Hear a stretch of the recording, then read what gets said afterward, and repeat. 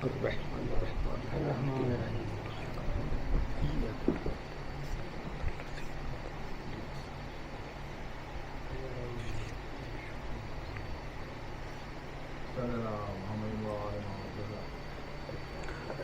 باللہ من الشیطان اللعین الرجیم بسم اللہ الرحمن الرحیم الحمد للہ الذی ہدانا لہذا وما كنا لنہتدی لولا ان ہدانا اللہ لقد جاءت رسل ربنا بالحق الصلاة والسلام علی النبی الامی العربی القرشی المکی المدنی البطحی الابتہی التہامی الدافع جیشات الاباطیل والدامغ صولات الازالیل مولن الحق بالحق بالقاسم محمد اللہم صلی علی محمد آل محمد وآلہ الطیبین الطاہرین المعصومین المظلومین الذین اذھب اللہ عنہم الرجس وطہرہم تطہیرا صلی علی محمد آل محمد ولعنۃ اللہ علی اعدائہم اجمعین من الآن الی یوم الدین اما بعد فقد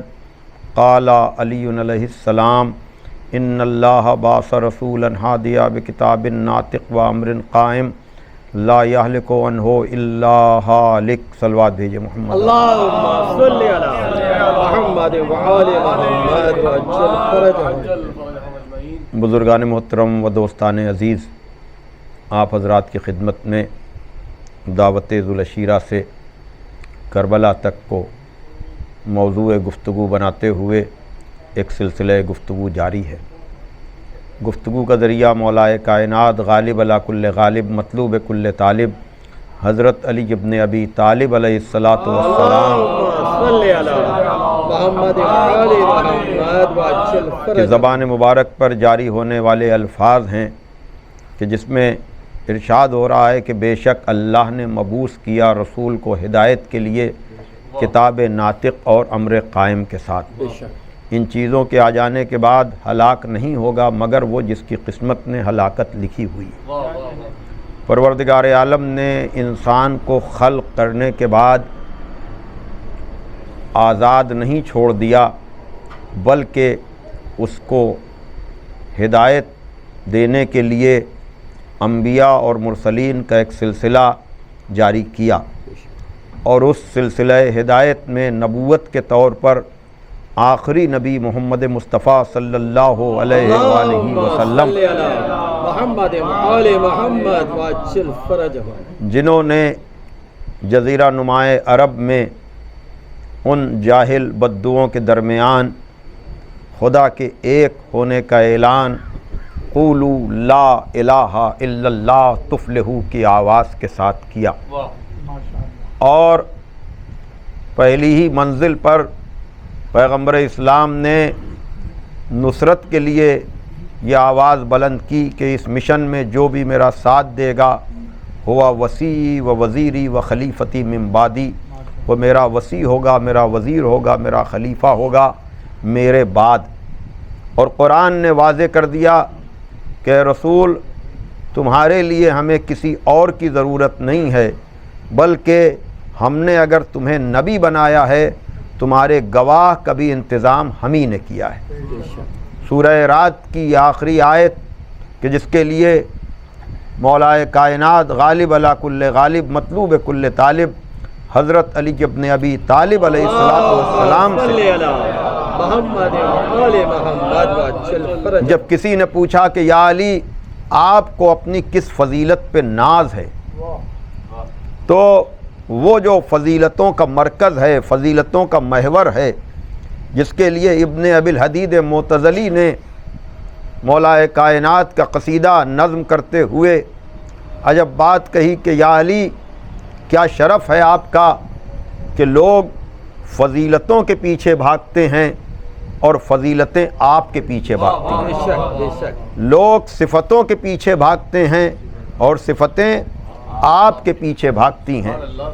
تو ایسے صاحب فضیلت سے جب پوچھا گیا کہ یا علی آپ کو اپنی کس صفت، آپ کو اپنی کس فضیلت پہ ناز ہے، تو آپ نے کہا کہ ہمیں سورہ رات کی اس آخری آیت پر ناز ہے جہاں پروردگار عالم ارشاد فرما رہا ہے کہ یقول الذین کفروا لست مرسلا قل کفی باللہ شہیدا بینی و بینکم ومن عندہ علم الکتاب۔ اگر کفار آپ کو رسول نہیں مانتے تو ان سے کہہ دیجئے کہ ہماری رسالت کے لیے ایک اللہ کافی ہے اور ایک وہ جو پوری کتاب کا عالم ہے۔ تو یہ ذات گرامی جو پیغمبر کی رسالت کی گواہ بن کر ہر جگہ اس نے پیغمبر کی نصرت کی۔ آپ حضرات تھوڑا سا آگے آ جائیں پہلے سے، آئیے محمد والے محمد وجل ایک اور صلوات بھیجیے محمد والے محمد۔ اللہم صلی علی محمد والے محمد وجل فرجہم۔ پیغمبر کی نصرت کی، پیغمبر کی مدد کی، اور پیغمبر نے غدیر میں اپنے کیے ہوئے وعدے کو اس طرح سے پورا کیا یہ کہہ کر کہ اللہ مولایا وانا مولا المومنین ومن کنت مولا ہو فہذا علی المولا۔ اللہ میرا مولا، میں مومنین کا مولا، اور جس کا میں مولا اس کا یہ علی مولا۔ یہ اعلان واضح طور پر ہو گیا، اور جتنے لوگ بھی وہاں موجود تھے ان سب نے مولا علی کو بحیثیت مولا کے مبارکباد بھی دی، لیکن دنیا طلبی اور نفس پرستی کی وجہ سے پیغمبر کی آخری سازشیں ہونے لگیں۔ انتہا یہ ہے کہ نبی جیسے شریف انسان کی آخری خواہش کو بھی پورا نہیں ہونے دیا گیا، اور اس میں بھی شاطرانہ پن یہ کہ غلطی کا احساس یا غلطی کا اقرار کرنے کے بجائے اس جرم کو ہنر بنا دیا گیا، اور تعویلیں اس طرح کی گئیں کہ یہ تو امت کا یا امت کے ان افراد کا پیغمبر سے صمیمانہ تعلق تھا کہ انہوں نے سوچا بھائی میں مسلسل یہ جملہ پڑھ رہا ہوں کہ اللہ نے مبعوث کیا رسول کو ہدایت کے لیے، تو جس کا کام ہی ہدایت ہو آخری عمر میں بھی جو وہ کرے گا وہ امت کی ہدایت ہی کے لیے تو ہوگا۔ اور ویسے بھی عام آدمی کی آخری خواہش پوری کی جاتی ہے، نہ یہ کہ جو ہادی برحق ہو، جو خدا کی طرف سے ہادی بن کر آیا ہو، وہ امت سے کہے کہ لاؤ مجھے قلم اور کاغذ دے دو تو میں تمہارے لیے کچھ لکھ دوں، تو یہ لکھا جانا ہدایت امت ہی کے لیے تو ہوگا۔ لیکن لوگوں نے اپنے فائدے کے لیے اور پھر تعویلیں اس طرح کی گئیں۔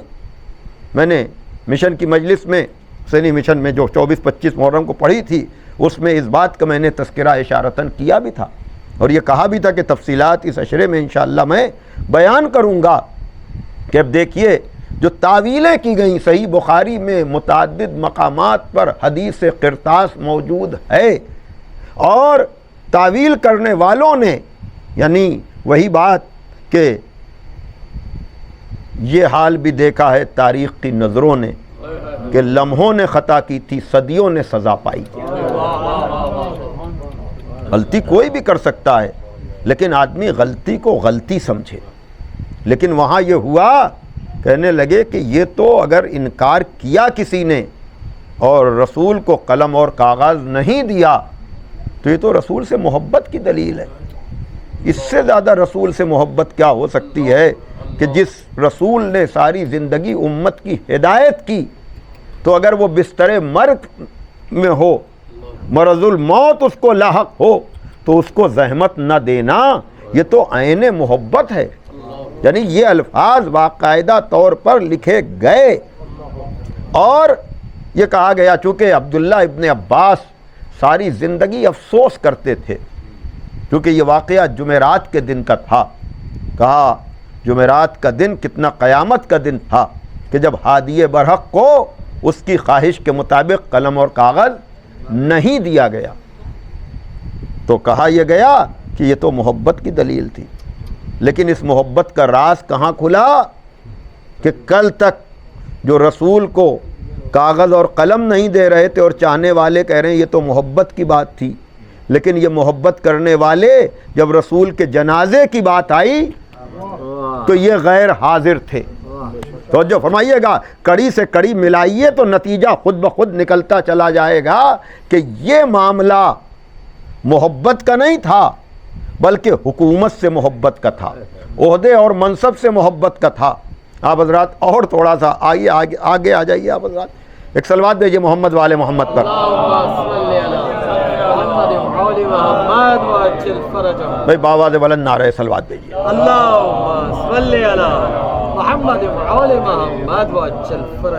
باواز بلند نعرہ صلوات۔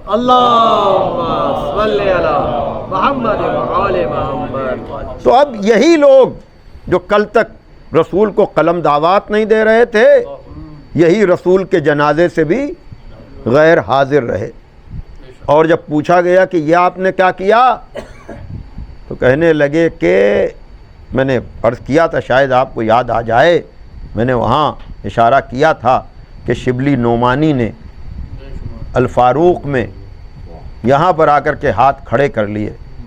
انہوں نے کہا کہ قلم اور کاغذ کے لیے تو ہم یہ تعویل کر سکتے ہیں کہ وہ حدیثیں ضعیف ہیں یا وہ حدیثیں فرضی ہیں یا ان کے راوی صرف عبداللہ ابن عباس ہیں اور وہ بہت کم سن تھے، لیکن رسول کے جنازے کے چھوڑنے کی ہم کوئی تعویل نہیں کر سکتے سوائے اس کے کہ ہم یہ کہیں کہ خلافت یا خلیفہ کا انتخاب رسول کے دفن سے زیادہ ضروری تھا۔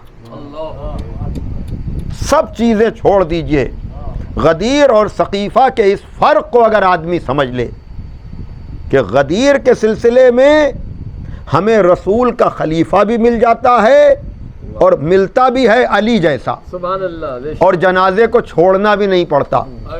توجہ فرمائیے گا، جنازے کو چھوڑنا بھی نہیں پڑتا اور مولا علی جیسا خلیفہ ملتا ہے۔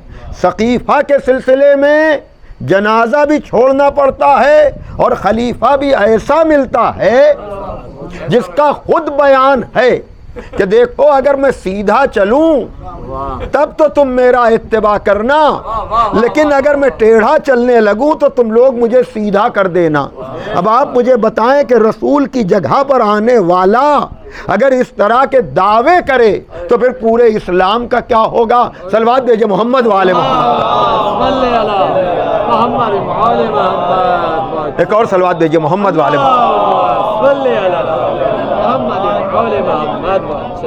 اور پھر اس میں بھی اس طرح سے پروپیگنڈا، اتنا پروپیگنڈا کہ عمار جیسے شخص نے، ابو ذر جیسے نے، سلمان جیسوں نے اس بات کو پوائنٹ آؤٹ کیا۔ علامہ رشید ترابی مرحوم نے، پتہ ہے کیا کہا گیا؟ بہت اہم گفتگو ہے۔ یقیناً آپ اپنے کو علی والا کہتے ہیں، 12 امام والا کہتے ہیں، اثنا عشری کہتے ہیں، جعفری کہتے ہیں، تو آپ کو اس بات کا علم ہونا چاہیے کہ آپ پر کیا کیا الزامات لگے ہیں۔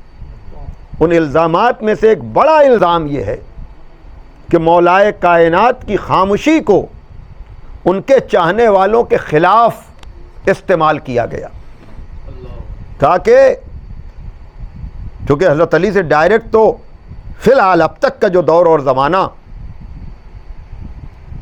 مقابلہ آرائی نہیں ہو سکتی، اس لیے کہ مولا علی کے لیے بہرحال اتنا کچھ رسول کہہ کر گئے تھے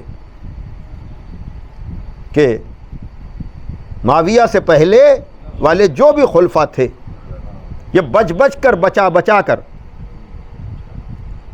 اور وقت پڑتا تھا تو مولا علی کے پاس جاتے بھی تھے اور یہ بھی کہتے تھے اگر علی نہ ہوتے تو میں ہلاک ہو جاتا۔ لیکن بعد میں آنے والوں نے مولا علی کی 25 سالہ خاموشی کو غدیر والے یا غدیر سے مولا ماننے والوں کے خلاف استعمال کیا۔ بہت تفصیلی گفتگو ہے لیکن میں سمیٹ کر بیان کرنا چاہ رہا ہوں۔ کہنے لگے کہ مولا علی نے، حضرت علی نے سقیفہ کی کارروائی کو قبول کر لیا تھا، جس کا ثبوت یہ ہے کہ انہوں نے کوئی آواز بلند نہیں کی۔ حالانکہ نہج البلاغہ کا تیسرا خطبہ سارے حقائق کھول کر رکھ رہا ہے، لیکن چونکہ تلوار نہیں اٹھی نا، طاقت کا استعمال نہیں ہوا، اس لیے کہا گیا کہ حضرت علی نے تو قبول کر لیا تھا، اور حضرت علی کے علم میں ہمیں تھوڑی کوئی شک ہے، ان کی شجاعت میں تھوڑی ہمیں کوئی وہ ہے۔ اور یہ آج تک، یعنی یہ کوئی پرانی بات نہیں ہے، طاہر القادری جیسے یا مثلاً محمد علی انجینئر جیسے یہ حضرت علی کے بارے میں باتیں تو کرتے ہیں، لیکن اس 25 سالہ زندگی کو بڑی آسانی سے کہتے ہیں کہ بھائی جب حضرت علی نہیں بولے تو علی والوں کو بولنے کا کیا حق ہے؟ توجہ فرمائیے گا، کہا اصل میں سارا معاملہ سیٹل ہو گیا تھا، سقیفہ کی کارروائی کو مان لیا گیا تھا، وہ تو کوئی سبائی عبداللہ ابن سبا، اصل میں وہ آیا اور اس نے مدینے کے لوگوں کو آ کر کے بھڑکا دیا، اور وہ لوگ اس کے پروپیگنڈے سے متاثر ہو گئے۔ لیکن عجیب بات ہے، اگر میری گزارش پر اس تقریر کو آپ سماعت فرمائیں، حالانکہ صرف اشارہ کیا ہے علامہ رشید ترابی مرحوم نے، جناب عمار کے نام پر ایک پوری تقریر ہے ان کی، انہوں نے پوائنٹ آؤٹ کیا کہ یہ عبداللہ ابن سبا نام بعد میں دیا گیا ہے، پہلے یہ الزام جناب عمار پر تھا۔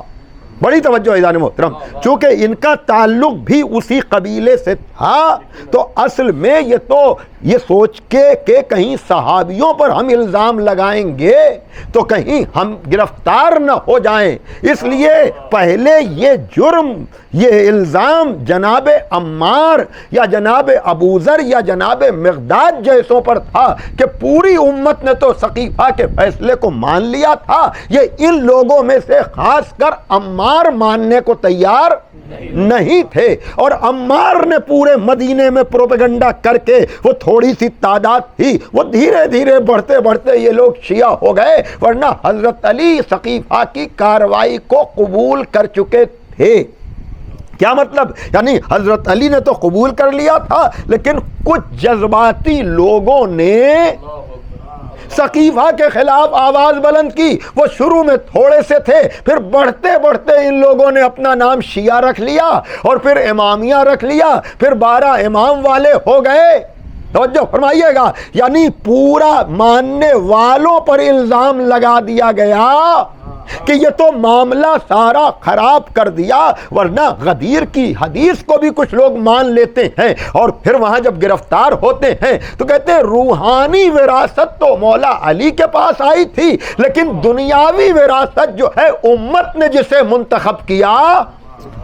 توجہ کیجئے گا، اس لیے کہ ایک طرف علی کا علم ہے جو پریشان کیے ہوئے ہے کہ اس در کو چھوڑ کر جائیں کہاں، مولا علی کی فضیلتیں ہیں جو آپ کو کہیں اور جانے نہیں دے رہی ہیں، لیکن سقیفہ ہے جو چھوڑتی نہیں ہے۔ بڑی توجہ عزیزان محترم، یاد رکھیے گا، اگر اس لیے کہ آپ کو پتا ہے، لیکن نوجوان دوستوں کے لیے میں عرض کر رہا ہوں کہ یہ اس بات کے ثبوت کے لیے کہ اگر خالی جناب عمار، ابوذر، مقداد نظریہ غدیر کے وکیل ہوتے نا، یا دفاع کرنے والے ہوتے نا، تو معاملہ اڑ جاتا، آپ کا کہیں پتہ بھی نہ چلتا۔ سنیے جو بات کہنا جا رہا ہوں، اس لیے کہ غامدی جیسے لوگ جو بہت زیادہ روشن فکر سمجھے جاتے ہیں، انہوں نے جناب عمار کے سلسلے میں جو پیغمبر کی حدیث تھی، توجہ فرمائیے گا، کہ جہاں پیغمبر نے کہا تھا کہ عمار تمہیں ایک باغی گروہ قتل کرے گا، بزرگ بہتر جانتے ہیں لیکن دوستوں کے لیے میں عرض کر رہا ہوں، اور یہ وہ چیز ہے جو آپ کو ہر جگہ ملے گی۔ جناب عمار کے لیے کہا کہ عمار تمہیں ایک باغی گروہ قتل کرے گا۔ جنگ صفین میں جناب عمار مولا علی کے ساتھ تھے، جب جناب عمار کی شہادت ہوئی تو خود لشکر شام میں بغاوت ہونے لگی کہ بھائی ہم تو رسول کی اس حدیث کے مصداق بن رہے ہیں، رسول کہہ چکے تھے کہ عمار تمہیں ایک باغی گروہ قتل کرے گا، اور ہم لوگوں نے عمار کو مارا ہے۔ تو خود لشکر شام میں عجیب طرح کی ہیجانی کیفیت طاری ہوئی لیکن چونکہ عمار صحابی ہیں،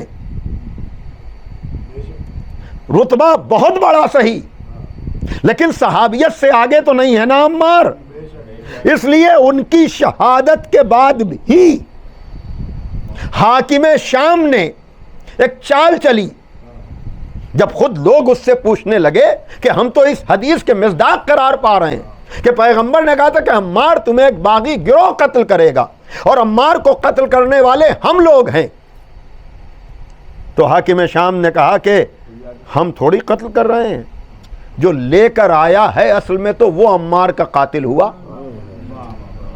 دیکھیے یہ تاریخ میں یہ چیز رقم ہے، حالانکہ مولا کائنات نے فوراً جواب بھی دیا۔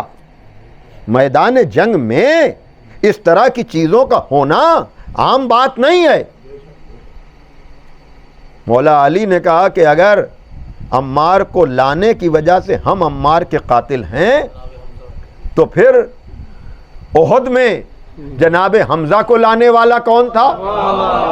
دیکھ رہے نا، جیسا سوال ہو رہا ہے ویسا جواب ہو رہا ہے۔ لیکن میرے کہنے کا مطلب یہ ہے کہ اتنی واضح حدیث اور اتنے مرحلوں کے بعد بھی پروپیگنڈا اور شاطرانہ چالوں کی وجہ سے جناب عمار کی شہادت کے بعد بھی جنگ صفین کا نقشہ بدل گیا۔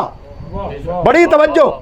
تو اگر خالی عمار و بوذر و مقداد جیسے غدیر کا سلسلہ ماننے والے ہوتے نا تو آپ کی کہیں شناخت بھی نہ ہوتی، آپ کی کہیں پہچان بھی نہ ہوتی۔ وہ تو احسان ہے جناب زہرا کا۔ بڑی توجہ، صلوات دیجیے محمد والے محمد پر۔ یہ جو آپ آسانی سے دائرہ اسلام میں بیٹھے ہوئے ہیں، یہ جو چاہ کر بھی، بڑی توجہ عزیزان محترم، یہ جو چاہ کر بھی آپ کو دائرہ اسلام سے نکالا نہیں جا سکا، یہ احسان ہے جناب زہرا کا کہ ایک طرف تو تم غدیر کے پیغام کو بھلاؤ گے، سقیفہ کی کاروائی کرو گے، اور پھر الزام بھی چاہنے والوں پر لگاؤ گے۔ بڑی توجہ۔ تو یاد رکھنا، غدیر کی پشت پناہ میں بنوں گی اور کوئی نہیں، تاکہ عمار کو تو تم فراموش کر سکتے ہو، ابوذر کو تو فراموش کر سکتے ہو، لیکن سقیفہ کا پہلا انکار فدق کا مطالبہ کر کے میں کروں گی۔ صلوات دیجیے محمد والے محمد پر۔ بآواز بلند نعرہ صلوات دیجیے۔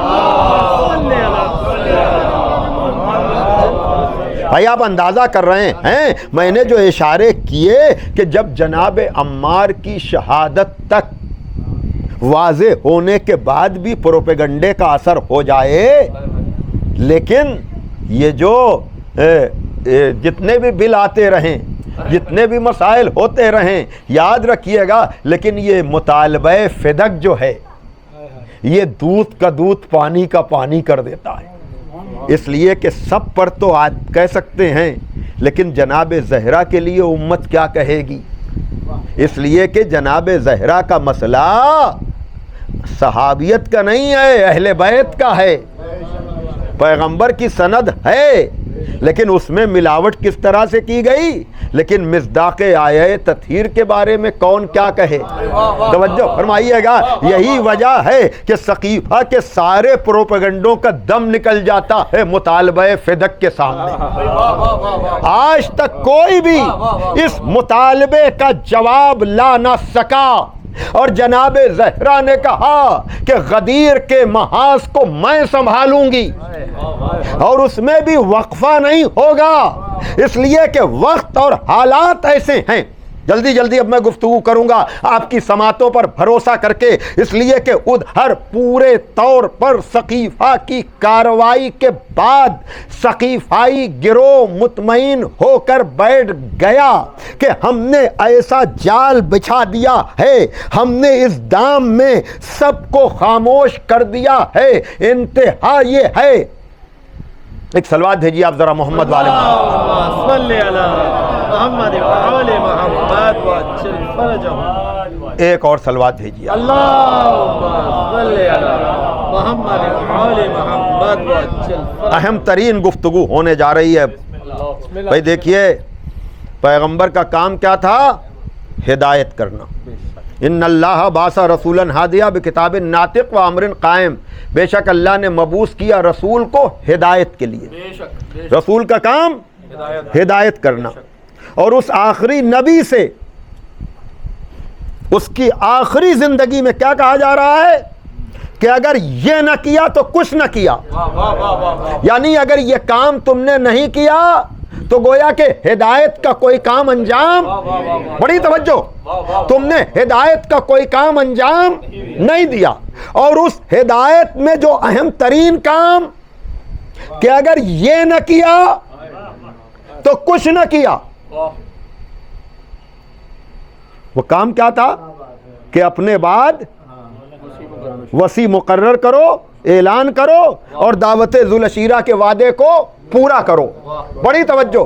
اور سقیفہ کرنا یہ بتا رہا ہے کہ امت نبی پر الزام لگا رہی ہے کہ نبی نے سب کچھ کیا، یہی نہیں کیا. ارے میں کیا کہہ رہا ہوں، توجہ فرمائیے گا بھائی. صلوات پڑھیں محمد والے محمد پر. میں کیا کہنا چاہ رہا ہوں، توجہ کیجئے، کہاں پر میں گفتگو کر رہا ہوں بھائی. سقیفہ کرنا،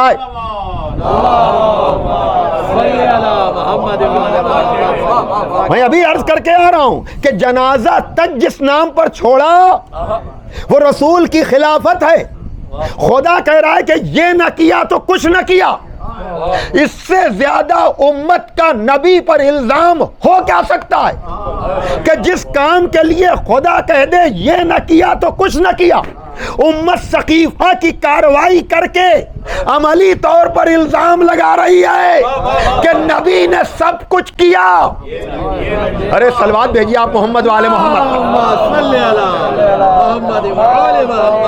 اور مولا علی نے دعوت ذوالعشیرہ میں رسول کی نصرت کا وعدہ کیا تھا. نصرت میں خالی میدان میں جا کر تلوار چلانے سے تھوڑی نصرت ہوتی ہے. پیغمبر پر لگنے والے ہر الزام کا جواب دینا بھی تو ناصر کا کام ہے. ارے میں کیا کہہ رہا ہوں، توجہ فرمائیے گا. اور یہ الزام نبی پر لگ رہا ہے کہ نبی نے یہ نہیں کیا، لیکن وہ علی جو ہر میدان میں علم سے بھی، قلم سے بھی، طاقت سے بھی، حکمت سے بھی نبی کی نصرت کرتا تھا، اب موقع ایسا آ گیا کہ جو ہر جگہ نصرت کرتا تھا وہ بول نہیں سکتا.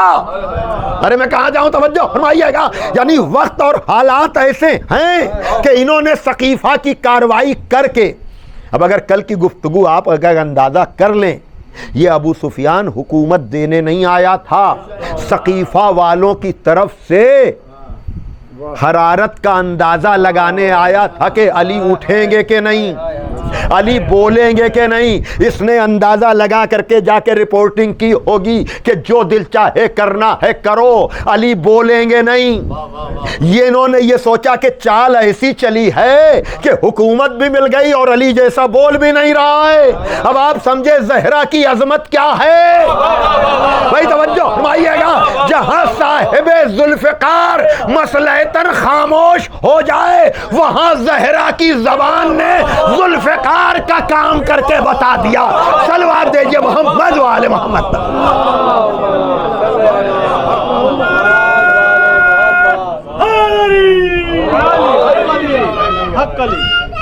ماشاء اللہ. بابا نے بلند نعرہ صلوات دی.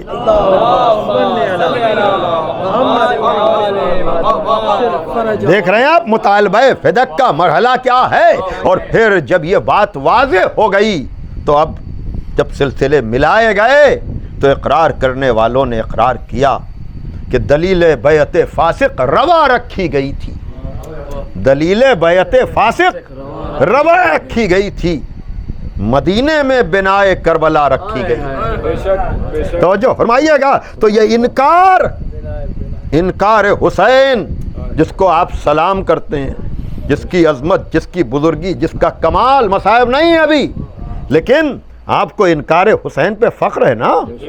وہ انکار کہ جس کے لیے میں اکثر اس بند کو پڑھتا ہوں کہ یوں تل ملا گیا تھا پیمبر کا مہجبی، غصے سے بار بار الٹتا تھا آستین، بیعت کا جب سوال اٹھا کہہ دیا نہیں، واللہ اس نہیں نے رکھی آبروئے دین۔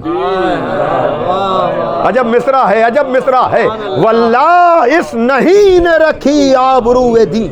مجھے بیعت پڑھنے کی ضرورت نہیں ہے، اور اگر یہ نہیں حسین کی اہم ترین نہ ہوتی تو خواجہ اجمیری جیسا اس انکار کو عظمت کا سلام یوں کہہ کے نہ دیتا کہ شاست حسین بادشاست حسین، دینست حسین دی پناست حسین، سرداد نداد دست در دست یزید، حقہ کے بنائے لا الہست حسین۔ بڑی توجہ، اور پھر یہاں پر بات رکتی نہیں، خورشید غازی پوری جیسا اس سلسلے کو آگے بڑھاتے ہوئے کہتا ہے کہ بقائے دین کی خاطر ہر طرح تیار زینب ہے، بقائے دین کی خاطر ہر طرح تیار زینب ہے، نہیں شبیر کی جو تھی وہی انکار زینب ہے۔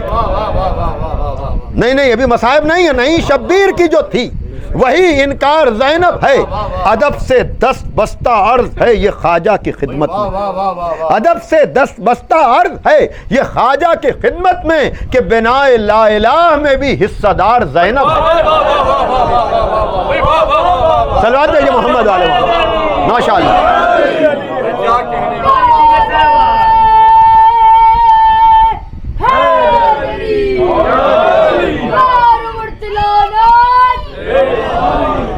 باواز بلند نعرہ صلوات پڑھیے۔ بڑی توجہ چاہتا ہوں عزیزان محترم۔ تو جناب زہرا کون ہیں؟ جنہوں نے اس محاذ کو سنبھالا، ورنہ آج آپ بڑے فخر کے ساتھ جو اپنے کو شیعہ کہتے ہیں، جو اپنے کو جعفری کہتے ہیں، جو اپنے کو امامیہ کہتے ہیں، اگر جناب زہرا کی پشت پناہی نہ ہوتی تو آپ کو ریکگنائز ہی کوئی نہ کرتا، صرف اس حوالے سے ریکگنائز نہ کرتا کہ ان لوگوں نے سقیفہ والوں کو نہیں مانا۔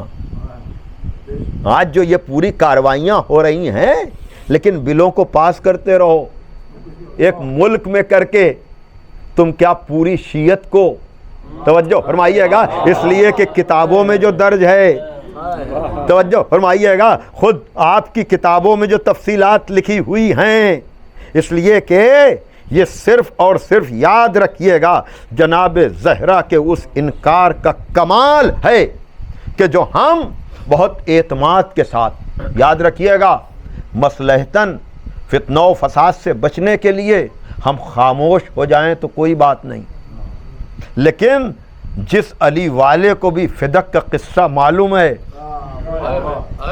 وہ جناب زہرا کے منکر کے لیے نرم گوشہ نہیں رکھتا۔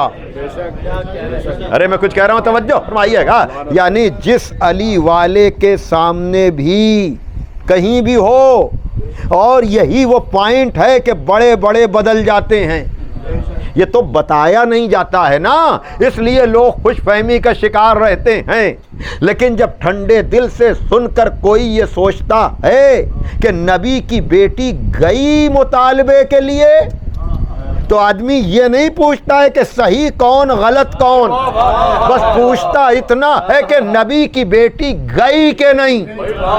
اسی لیے اس کو دبایا جاتا ہے، اس کو چھپایا جاتا ہے، اور جیسے ہی کوئی اس حوالے سے سوال کرتا ہے فوراً آدمی کہتا ہے شیعوں کی تقریر تو سن کے نہیں آئے ہو، بھائی توجہ فرمائیے گا، کسی پروپیگنڈے کا شکار تو نہیں ہوئے ہو، اس لیے کہ ساری مخالفتوں کے بعد، اس لیے کہ کیسے چھپائیں گے، ماننے والے زہرا کی عظمت تو وہ ہے کہ جنہوں نے انکار کیا تھا راضی کرنے کے لیے تو یہ بھی در سیدہ پر گئے تھے۔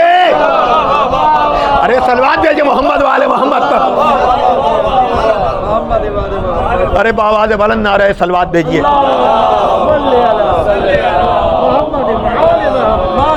بھائی کل کی گفتگو ذہن میں ہے کہ نہیں کہ مولا علی کو ذریعہ بنا کر گئے، لیکن تاریخ میں رقم ہو گیا کہ جناب زہرا نے ان دونوں کو لائق سلام و کلام بھی نہیں سمجھا۔ توجہ فرما رہے ہیں۔ اب یہاں مسئلہ یہ ہے کہ خود گواہی دی نہیں بلکہ گواہی لی۔ حالانکہ فدق کے مطالبے کے موقع پر شیخ عباس قمی جن کی مفاتیح الجنان ہے، ان کی کتاب جناب زہرا صلوات اللہ علیہا کے لیے بھی ہے۔ صرف اشارہ کر رہا ہوں ورنہ اس کے لیے بڑا وقت چاہیے ہے۔ صرف میں یہ کہہ رہا ہوں کہ مطالبہ فدق چونکہ میرا موضوع اس میں آ رہا تھا، لیکن اس کے لیے بہت تفصیلات چاہیے ہیں، پورا اشرہ چاہیے ہے، تب شاید فدق کا پورا مقدمہ، اس لیے کہ ایک دو نہیں جتنے گواہ آئے ہیں اگر ان پر خالی گفتگو ہو، توجہ فرمائیے گا، تو اس پر بھی کئی تقریریں چاہیے ہیں، اس لیے کہ ام ایمن بھی گواہ بن کر گئی ہیں، امام حسن اور امام حسین بھی گواہ بن کر گئے ہیں، مولا علی کو بھی جناب زہرا لے کر کے گئی ہیں۔ لوگ پوری بات بتاتے نہیں ہیں یا اتنا وقت رہتا نہیں ہے کہ اس تفصیل سے بیان کیا جائے۔ آپ کی سماعتوں پر بھروسہ کر کے میں یہ بات کہنا چاہ رہا ہوں کہ مولا علی جب گئے ہیں تو مولا علی نے جناب زہرا کے فیور میں گواہی دی نہیں بلکہ حاکم سے گواہی لی۔ کیا گواہی لی؟ کہا یہ بتلاؤ کہ اگر زہرا کے خلاف کسی مسئلے میں دو گواہ گواہی دے دیں تو تم زہرا کے حق میں کیا کرو گے؟ وہی والی بات کہ جن لوگوں نے رسالت کو نہیں سمجھا وہ اہل بیت کو کیا سمجھیں گے؟ کہا کہ اگر زہرا کے خلاف دو لوگ گواہی دیں گے تو ہم ان کے لیے سزا کا اعلان کریں گے۔ جیسے ہی یہ جملہ کہا مولا علی نے کہا جیسے ہی تو زہرا کے لیے دو گواہوں کے بھروسے پر سزا کا اعلان کرے گا تو دائرہ اسلام سے نکل جائے گا۔ بڑی توجہ۔ کہا کیوں؟ کہا اس لیے کہ زہرا کے لیے آئی ہے آیہ تطہیر، آیہ تطہیر ہے کردار کی ضمانت، جو مصداق آیہ تطہیر ہو، دو نہیں اس سے زیادہ بھی گواہ ہوں تو گواہ جھوٹے ہوں گے، زہرا سچی ہوگی۔ تو فدق کا معاملہ نہیں ہے، فدق کا معاملہ اصل میں قرآن کا معاملہ ہے۔ خطیب اکبر مرزا اطہر صاحب سرا مرحوم نے عجب جملہ اس موقع پر کہا کہ لوگ فدق کا معاملہ پراپرٹی کا معاملہ سمجھتے ہیں۔ فدق کا معاملہ پراپرٹی کا خالی معاملہ نہیں ہے، فدق کا معاملہ اہل بیت کا معاملہ ہے، اہل بیت کا معاملہ قرآن کا معاملہ ہے، قرآن کا معاملہ خدا کا معاملہ ہے۔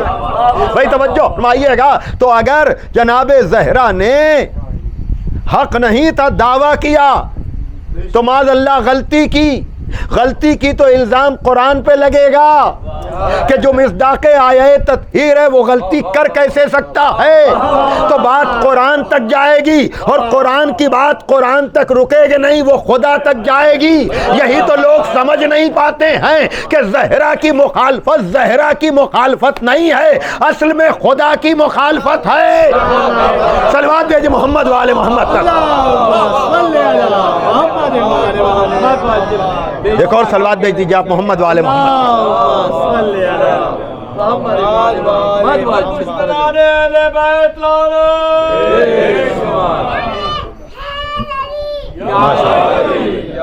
تو بہرحال جناب زہرا نے اس محاذ کو اپنے ذمے لیا تو مولا علی نے کہا کہ تو دائرہ اسلامی سے نکل جائے گا، اس لیے کہ زہرا مصداق آیہ تطہیر ہیں، اور جو مصداق آیہ تطہیر ہو اس سے غلطی کا امکان نہیں، اس سے خطا کا امکان نہیں۔ اب آپ نے دیکھا حالانکہ مقدمہ بھی بڑا تفصیلی ہے، وراثت کا بھی مقدمہ ہے، ہبہ کا بھی مقدمہ ہے، لیکن بہرحال جناب زہرا نے انکار کی تلوار سے ساری سازشوں کو ایسا بے نقاب کیا، اور یہ زہرا کی زبان نہیں چل رہی تھی جیسے خیبر و خندق میں مولا علی کی تلوار چل رہی تھی واقعاً، اور اس نے ایسا کام کیا کہ جس کا آج تک کوئی جواب لا نہیں سکا۔ بس عزیزان محترم، اب میں سمیٹوں گا اپنی گفتگو کو، بات انشاءاللہ کل آگے بڑھے گی اور اختتام کی باب تک جائے گی۔ اس وقت صرف اتنا کہ انکار مشہور ہے امام حسین کا، انکار مشہور ہے امام حسین کا، لیکن انکار کی بنا رکھی ہے جناب زہرا نے، انکار کی بنا رکھی ہے جناب زہرا نے، اور اس کی قیمت بھی دی ہے۔ یہاں تو انکار کی قیمت آپ کو پتہ ہے کہ کیا ہوا؟ امام حسین کے انکار کا آپ کو علم ہے، اور اسی لیے یہ شعر خمار بارہ بنکوی کا سمجھ لیجئے، اس سے آپ دونوں چیزیں ملا دی ہیں خمار نے کہ غربت زینب بعد حسین بعد محمد جیسے علی۔ جناب زینب کی غربت کا تو ذکر ہوتا ہے، دیار بدیار پھرایا جانا، لیکن مولا علی کتنا اکیلے ہو گئے تھے، مولا علی کتنا تنہا ہو گئے تھے کہ جناب زہرا کو کہنا پڑا یا علی، ہم نے سنا ہے کہ لوگ آپ کو سلام نہیں کرتے۔ کا مقام تعجب یہ نہیں ہے کہ لوگ ہمیں سلام نہیں کرتے، بلکہ تعجب کا مقام یہ ہے کہ اگر میں سلام کرتا ہوں تو لوگ ہمیں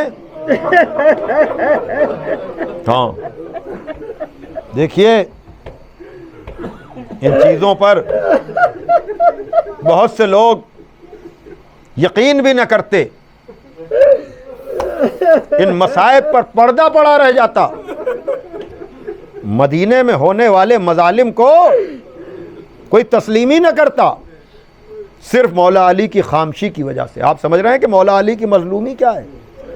کہ جو شخص ملت کو فتنہ و فساد سے بچانے کے لیے خاموش ہو جائے تو اس کی جزا اس طرح سے دی جائے کہ اس کی جائیداد کو غصب کیا جائے، اس کے عاملوں کو وہاں سے بے دخل کیا جائے، اور اس کے گھر پر آگ اور لکڑی لائی جائے، جلتا ہوا دروازہ گرایا جائے، اور اس کے بیٹے کی شہادت بطن مادر میں ہو جائے۔ سنیے جو کہنا چاہ رہا ہوں، اگر کربلا نہ ہوتی نا تو مدینے میں ہونے والے مظالم کا کوئی ذکر بھی نہ کرتا۔ یہ تو کربلا ہے، اس لیے ہم یہ باتیں آپ کو بتا رہے ہیں، لیکن کیا دنیا کو بتانے کی ضرورت ہے کہ 50 برس کے اندر اگر کربلا میں نواسہ رسول کی 4 سال کی بچی کو تماچے لگ سکتے ہیں؟ جزاکم ربکم۔ ہاں حسین اسی لیے کربلا میں سارے نمائندوں کو لے کر آئے تھے حجت تمام کرنے کے لیے، اور انہی نمائندوں میں ہم شبیہ پیغمبر بھی ہے۔ آپ اندازہ کریں کہ حسین علی اکبر کو لائے ہیں، اور روزانہ جو مؤذن اذان دیتا ہے، روز عاشور حسین حجاج بن مسروق سے اذان نہیں دلوا رہے ہیں، آج حجت تمام کرنے کے لیے علی اکبر گلدستہ اذان پر جا رہے ہیں، تاکہ کل کوئی یہ نہ کہہ سکے۔ اور واقعاً یہ وہ دلیلیں ہیں کہ جس سے مدینے میں ہونے والے ظلم پر کوئی پردہ نہیں ڈال سکتا۔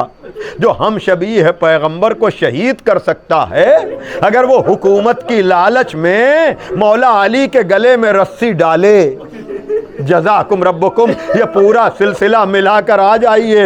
لیکن عزادارو، جناب علی اکبر کون؟ علی اکبر سے اتنے رشتے ہیں۔ ابھی آپ نے جناب سکینہ کے حال کا مرثیہ سنا ہے کہ قید شام میں، لیکن یہی سکینہ تو وہ ہے نا کہ جب علی اکبر رخصت آخر کے لیے آئے ہیں تو بار بار کوئی علی اکبر کے دامن کو پکڑتا تھا۔ ظاہر سی بات ہے اگر کوئی بڑا پکڑتا تو علی اکبر کے بازو کو پکڑتا، علی اکبر کے ہاتھ کو پکڑتا۔